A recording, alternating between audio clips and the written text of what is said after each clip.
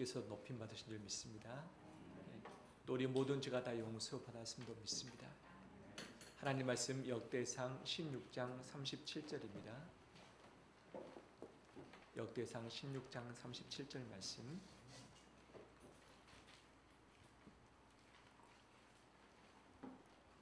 (43절까지) 한 절씩 교독하겠습니다. 다윗이 아삽과 그의 형제를 여호와의 언약궤 앞에 항상 있게 하며 항상 그 궤 앞에서 섬기게 하되 날마다 그 일대로 하게 하였고,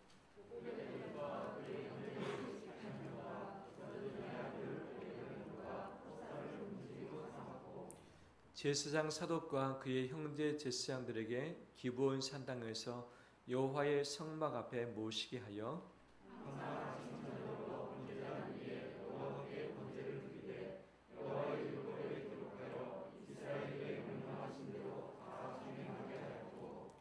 또 여호와의 인자하심이 영원하심으로 그들과 함께 헤만과 여두둔과 그리고 택함을 받아 지명된 나머지 사람을 세워 감사하게 하였고, 또 그들과 함께 헤만과 여두둔을 세워 나팔과 제물과 하나님을 찬송하는 악기로 소리를 크게 하였고, 또 여두둔의 아들에게 음을 지키게 하였다. 같이 읽겠습니다. 이에 뭇 백성은 각각 그 집으로 돌아가고 다윗도 자기 집을 위하여 축복하려고 돌아가더라. 아멘. 주의 이름으로 축복합니다. 서로 인사 나눌까요? 축복합니다. 한 주간 고생하셨습니다.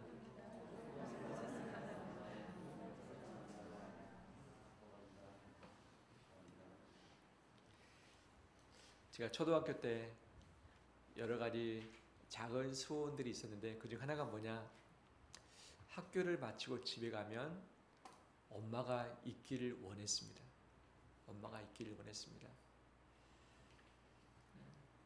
직장 생활을 하셨기 때문에 없을 때도 계셨고, 또 그 전날 아버지하고 사이가 좋지 않을 때는 그 다음날 집에 없을 때가 종종 있었기 때문에 학교 끝나고 마음이 뒤숭숭한 거예요. 엄마가 있을 것인가 없을 것인가. 딱 집에 갔는데 엄마가 있으면 마음이 편안하면서 기쁨이 있는데 없으면 갑자기 마음이 불안한 거예요. 왜? 엄마가 어디 갔을까? 어디 갔을까? 어제 아버지하고 싸워서 어디 가시지 않았을까? 그 걱정, 무슨 일이 있지 않았을까? 초등학생이 걱정하지 말아야 할 그 부분을 걱정하면서 있었던 것이 저의 마음이었는데, 그 시간이 어디냐? 보통 해가 뉘엿뉘엿 질 때, 해그름 때에 그런 일들이 있었던 것 같아요. 요즘에도 해가 질 때 낮도 아니고 밤도 아니고 또 날씨가 우중충할 때 왠지 저도 모르게 마음이 좀 불안해지거나 또는 흔들리는 것들도 남아있는 것을 보게 되었습니다. 엄마가 있어야 할 자리에 있을 때에 자녀가 안정감을 누리는 것처럼 제자리를 지킬 때에 이 세상의 모든 것들이 자기의 안정을 찾을 수 있는 거죠. 지난주 물로 말미암아 홍수가 났고 산사태 때문에 많은 어려움이 발생을 했습니다. 물은 우리에게 필수적인 것이고 유용한 것이죠. 하지만 이스라엘 자리에 있지 않고 그곳을 벗어날 때에 마시지 못하거나 또는 이것이 도리어 큰 해를 끼치게 되기도 하죠. 불 역시 없어서는 안 될 우리에게 귀중한 도구이지 않습니까? 그런데 불이 이스라엘 장소에 머무르면 많은 음식도 해먹고 좋은 일들에 쓰임받을 수 있지만 이 장소를 지키지 못하고 다른 곳에 있을 때에 바로 물건을 태우거나 또는 집을 태우거나 공장을 태우거나 인생을 태워버릴 때가 있죠. 제자리에 있을 때는 유용하지만 제자리를 지키지 않을 때는 도리어 우리에게 위협이 된 것을 보게 되었습니다. 우리 인생도 마찬가지죠. 가정에서 남편으로서 아내로서의 자리가 있습니다. 직장에서의 직원으로서 또는 회사를 책임지고 있는 자로서의 자기의 자리가 있는 것이죠. 교회에서 사회인으로서의 제자리가 다 있습니다. 근데 그 제자리를 지키지 아니하고 꼭 있어야 될 때에 이것을 붙들지 못할 때에 어려움이 발생할 때가 참 많이 있는 것을 보게 되었습니다. 오늘 본문에 그 이야기를 하고 있습니다. 다윗이 하나님의 언약궤를 다윗성으로 메어 올리고자 원했습니다. 그래서 준비를 다 해서 메어 왔습니다. 언약궤가 도착하기 전에 다윗은 세 가지를 미리 다 준비를 해놨습니다. 첫 번째가 바로 언약궤를 안치할 장소를 준비했었던 거죠. 원래 언약궤는 성막의 지성소에 있어야 됩니다. 근데 성막이 기브온에 있었습니다. 성막이 만들어진 지가 450여 년이 됐기 때문에 옮겨오는 것이 쉽지 않았을 것이다. 아마 훼손될 가능성이 있었기 때문에 옮겨오지 않고 새로운 이 성막을 준비하지 않았을까. 정식 성막은 아니지만 하나님의 언약궤를 준비할 수 있는 장소를 정성껏 준비했을 것이다. 이것이 다윗의 첫 번째 준비였던 거죠. 두 번째는 이 백성들을 위해서 선물을 준비했습니다. 이 언약궤를 메어 올라올 때에 3만 명이 함께했고 예루살렘에 함께 와서 맞이했던 사람까지 포함하면 훨씬 더 많은 숫자였을 것입니다. 한 명도 빠짐없이 돌아갈 때에 떡과 고기를 다 나눠줘서 먹을 수 있도록 했던 거죠. 잔치를 배설을 했던 거죠. 근데 그 양이 너무 많기 때문에 미리 다 오랫동안 준비를 해야만 됐었던 거죠. 세 번째 다윗이 미리 준비했던 것이 뭐냐? 그것은 사람이었습니다. 사람. 언약궤가 오면 이제 언약궤를 중심으로 새로운 신앙생활을 해야 되고 언약궤를 지켜야 되고 언약궤를 중심으로 제사를 드려야 할 텐데 그냥 언약궤만 갖다 놓고서 아무런 사람이 없다면 의미가 없는 거죠. 그래서 다윗은 이 장소 준비, 선물 준비, 사람 준비를 통해서 새로운 영적인 시대를 준비를 했습니다. 다윗은 이 언약궤를 불러오면서 그 다음에 안치했고 백성들을 돌려보내기 전에 마지막 순간 바로 사람을 세우는 일들을 했습니다. 어떤 사람을 세웠는가? 우리 16장을 통해서 잠시 살펴보겠습니다. 4절 말씀을 보면 제가 읽겠습니다. 또 레위 사람을 세워 여호와의 궤 앞에서 섬기며 이스라엘 하나님 여호와를 칭송하고 감사하며 찬양하게 했다. 레위 사람들을 세워서 하나님을 찬양하는 일에 바로 그 일을 감당케 했던 거죠. 5절은 아삽 우두머리를 세웠고 또 아삽을 통해서 이 재금을 힘있게 연주하도록 했습니다. 뿐만 아니라 6명의 사람, 9명의 사람들을 비파와 수금을 탈 수 있도록 세웠던 것이죠. 아삽을 발탁해서 세웠는데 아삽은 상당히 중요한 인물이죠. 다윗이 하나님을 찬양하고 노래했고 시편의 150편 중에서 절반을 기록했지만 아삽 역시 12개의 시편을 바로 기록해서 시편에 바로 실어지지 않았습니까?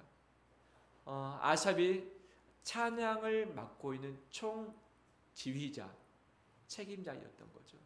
그래서 아삽이 스스로 하나님을 찬양했고 그 다음에 재금을 잘 연주하는 자였을 뿐만 아니라 찬양대원 모든 악기를 총괄하는 그런 대표자로서 다윗이 세웠고 실상 다윗의 때에 이 궁중 음악뿐만 아니라 이 종교 음악 그 다음에 이 찬양이 상당히 발전이 있었는데 아삽이 함께 옆에서 도왔었기 때문에 이런 결과가 나지 아니했나 생각할 수 있겠죠. 하나님의 언약궤를 모셔오기 전에 아삽은 이름이 없었던 무명 인물이었습니다. 하지만 언약궤가 오고 난 이후에 다윗은 이 아삽을 레위 중에서 발탁해서 총책임자로 세워서 이 하나님의 이 궤를 섬기는 이 모든 찬양을 다 책임맡도록 했었던 것이죠.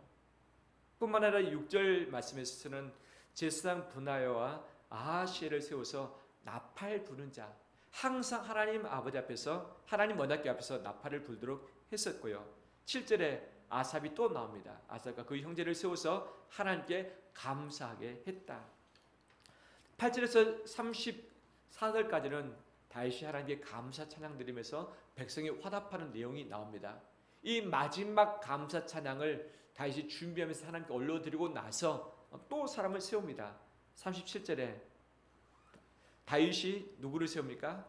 아삽과 그의 형제를 여호와의 언약궤 앞에 있게 하며 항상 그 교회 앞에서 섬기게 하되 날마다 그 일대로 하게 했다는 것이죠.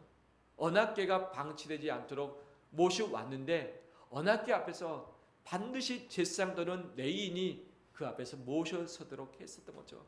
홀로 두지 않고 섬기는 일에 사람을 세웠습니다. 그 대표적인 자가 아삽과 그 형제들이었던 거죠. 38절 보면 문지기가 나옵니다.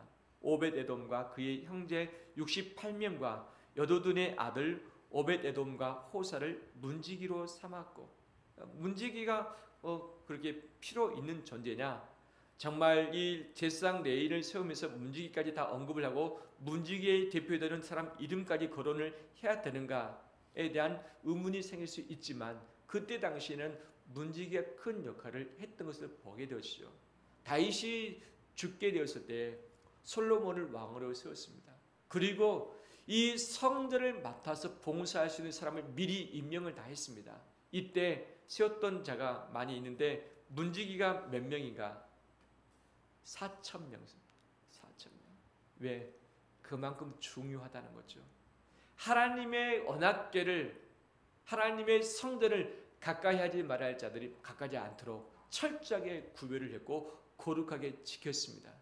이 안에서 엉뚱한 일이 벌어지지 않도록, 죄 있는 일이 생기지 않도록 했고, 하나님의 성물 기구들이 잘 보존될 수 있도록 밤낮 24시간 깨어서 돌아가면서 파수했던 자가 문지기였는데, 이 문지기의 대표적인 이름이 오벳에돔이라고 이야기를 하고 있죠. 이 오벳에돔이 하나님의 궤가 3개월 머물렀던 가드 사람일 것이다 라고 하는 사람도 있지만 대부분은 서로 다른 사람이다라고 이야기를 하고 있습니다. 그래서 이 오벳에돔을 중심으로 한 문지기들이 임명이 돼서 세움을 받았습니다. 39절 말씀 보면 제사장 사독이 나옵니다. 이 다윗과 마지막까지 배신하지 않고 충성했던 제사장이 사독인데, 이 사독과 그 형제를 불렀습니다. 이들을 파견했습니다. 어디로? 기브온으로 보냈습니다. 기브온에 하나님의 성막이 있었습니다. 이 성막도 방치할 수 없었기 때문에 성막에서 매일마다 그것을 지키며 날마다 번제를 드릴 수 있도록 아침 저녁으로 하나님께 제사를 드릴 수 있도록 임명했던 자가 사독과 그 제사장이었습니다. 다윗 때는 이 성소가 두 군데였습니다. 성막이 있는 성소와 그 다음에 하나님의 언약궤가 있는 성소, 이 두 가지를 함께 섬길 수 있도록 사람을 세운 것을 보게 되어지는 것이죠. 41절 보면 또 여호와의 인자하심이 영원하심으로 그들과 함께 헤만과 여도둔과 그리고 택함을 받아 지명된 나머지 사람을 세워 감사하게 하였다. 아스과 더불어 3대 지휘자가 있었습니다. 바로 헤만이 그 중에 한 명이죠.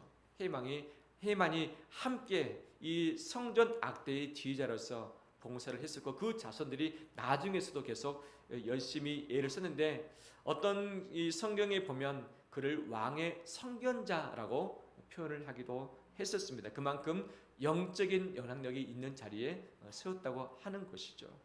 42절 또 그들과 함께 헤만 또 이름이 나오죠. 여도둔을 세워 나팔과 재금들과 하나님을 찬송하는 악기로 크게 소리를 내게 하였고 또 여도둔의 아들들에게 문을 지키게 하였다라고 말씀을 하고 있습니다. 하나님의 교회만 갖다 놓고 끝나지 않고 하나님의 교회를 중심으로 새로운 영적인 시대가 열려지도록 이스라엘 백성들 뿐만 아니라 이 다윗이 새로운 인생의 삶을 살 수 있도록 모든 장치를 다 했고 조직을 새롭게 꾸렸던 것이죠. 장소 준비, 선물 준비뿐만 아니라 핵심적인 사람 준비를 했습니다. 사람 준비. 그런데 이들을 세웠는데 하나님의 언약궤가 오기 전에 이들은 어떤 삶을 살았을까? 아삽, 헤만, 이들은 어떤 삶을 살았을까? 레위인들, 악기 연주하기 전에 이 하나님의 언약궤를 섬기기 전에는 어떤 삶을 살았을까? 아마 그들은 제사장 레위인의 이름은 가졌지만 그들의 위치를 잃어버린 채 일반적인 사람하고 똑같이 그냥 살지 않았을까 추측이 되줍니다.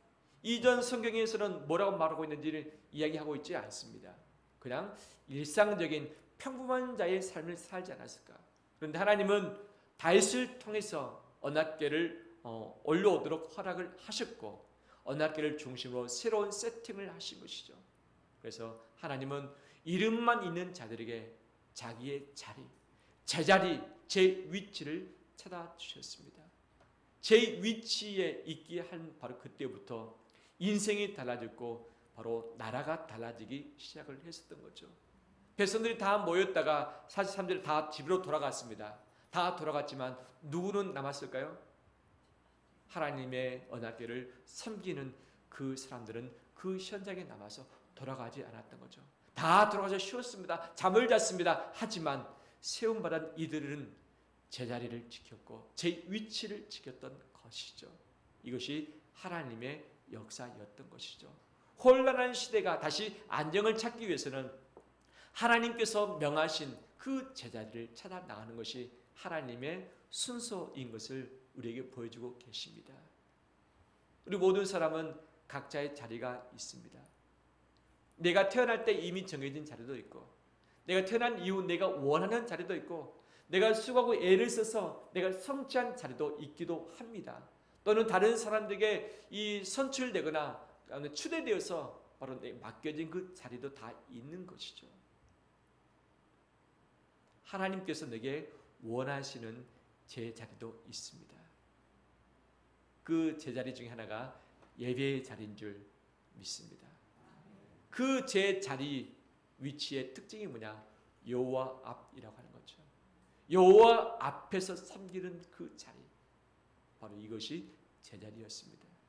저는 이 말씀을 묵상하고 준비하면서 다시 하나님께 마음을 새롭게 했습니다. 목사의 자리는 어디일까? 목회자의 자리는 어디인 것이 맞는가? 그 무엇보다도 우선적인 것은 하나님 앞이었습니다. 하나님 앞에 제가 서는 것, 이것이 제 자리였던 거죠. 우리 성도들의 제자리 여러 것이 있지만 첫 번째가 여호와 앞, 하나님 앞인 줄 믿습니다. 이 제자리를 놓칠 때에 인생은 흐트러집니다.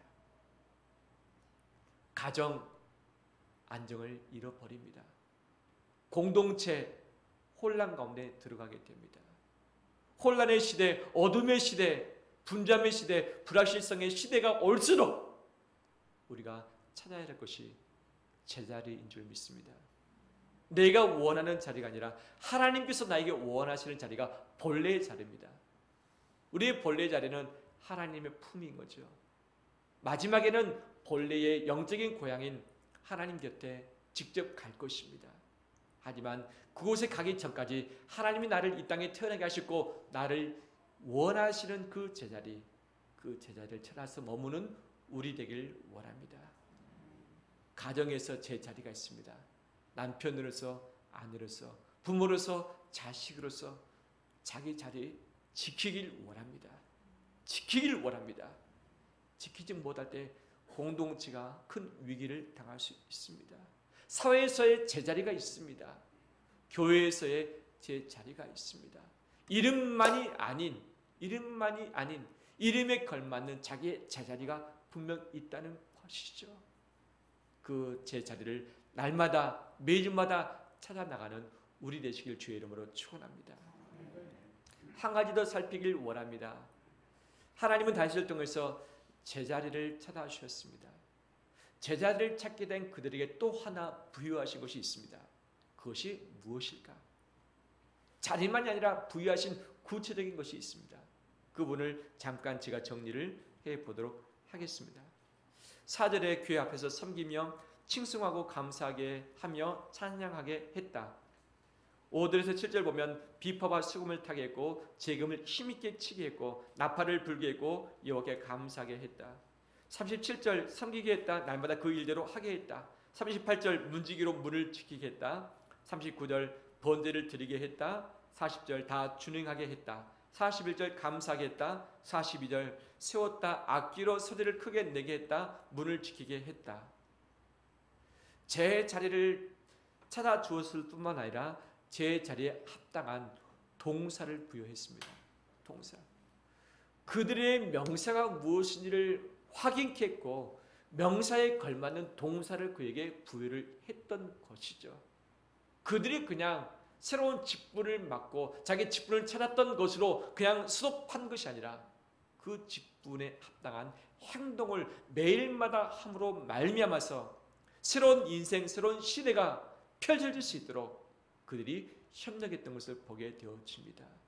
하나님은 우리에게 명사뿐만 아니라 동사의 삶을 원하고 계신 줄 믿습니다. 할렐루야.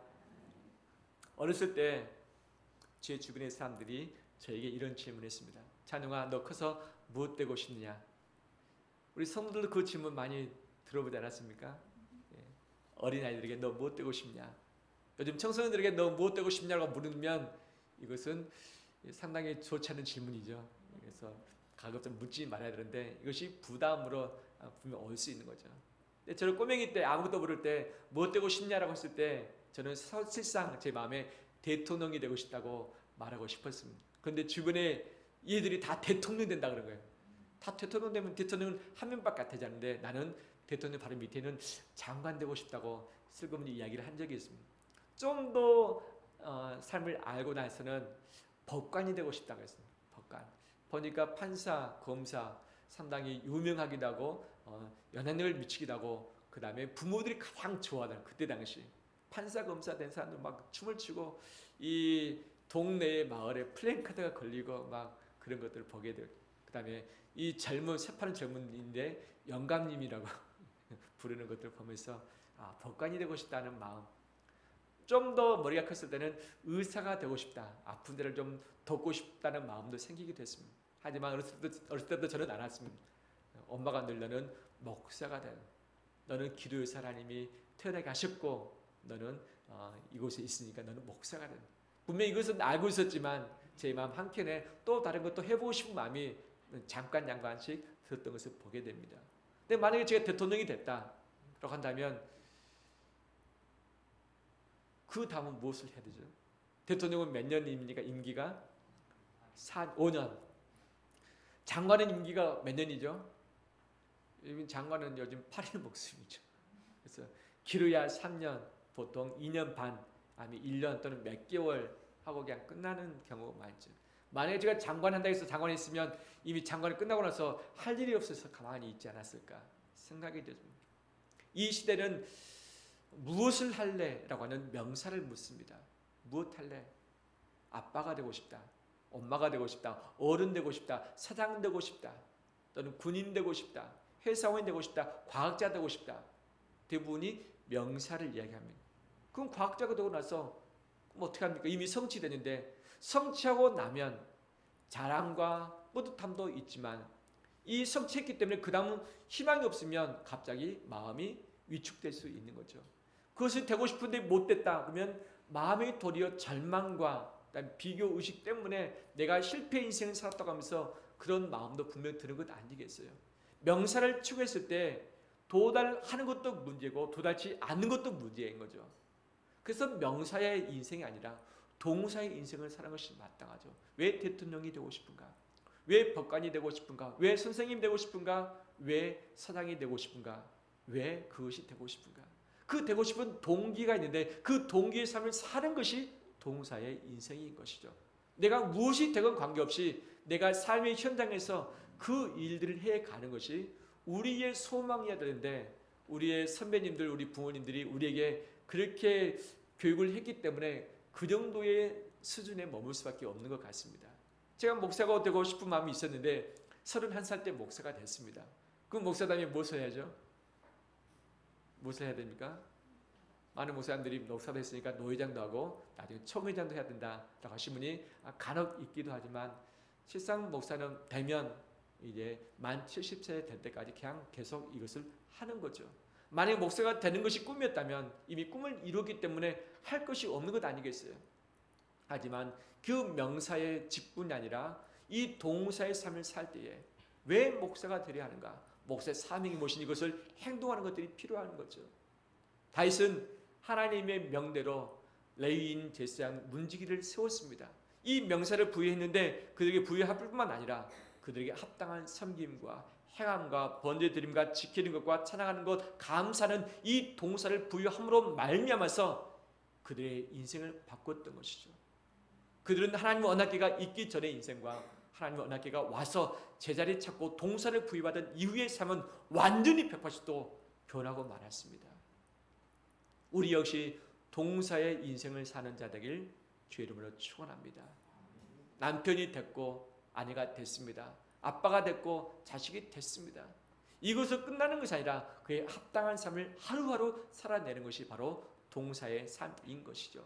우리는 그리스도인이 됐습니다. 교인이 됐습니다. 성도가 됐습니다. 이것에 끝나는 것이 아니라 그리스도인으로서 사회에서 요구되어지는 삶이 분명히 있는 것 아니겠습니까?